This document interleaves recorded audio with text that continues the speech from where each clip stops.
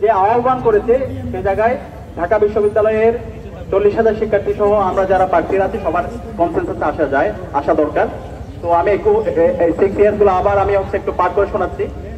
1 number হচ্ছে আমাদের commitment, নিরাপদ ক্যাম্পাস। 2, আবাসন সংকটের সমাধান। 3, নারী শিক্ষার্থীদের নিরাপত্তা। 4, চিকিৎসা সুবিধা ও স্বাস্থ্যসম্মত খাবার। 5, উন্নত পরিবহন। 6, ক্যারিয়ার গঠনে পর্যাপ্ত তথ্য সেবা।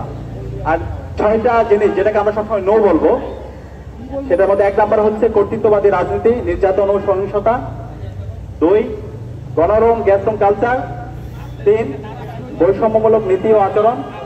4, মাদক ছিনতাই ও চাঁদাবাজি। 5, লাঞ্চের পরে আসেন কালচার। 6, ইসলামফোবিয়া ও সাইবার বুলিং। আমরা আশা করছি এই 12টি 6 ইয়ার্স এবং 6 এই 12টি জায়গায় ঢাকা বিশ্ববিদ্যালয়ের সর্বপর্যায়ের শিক্ষার্থীরা আমরা একটা কনসেনসাসে আসবো এবং এর মাধ্যমে আমাদের যে স্লোগান স্বপ্নের ক্যাম্পাস গড়ার পথযাত্রী হবো আমরা, এবং এই স্বপ্নের ক্যাম্পাস মিনিমাম না হওয়ার আগ পর্যন্ত আমরা থামবো না। সবাইকে অসংখ্য ধন্যবাদ।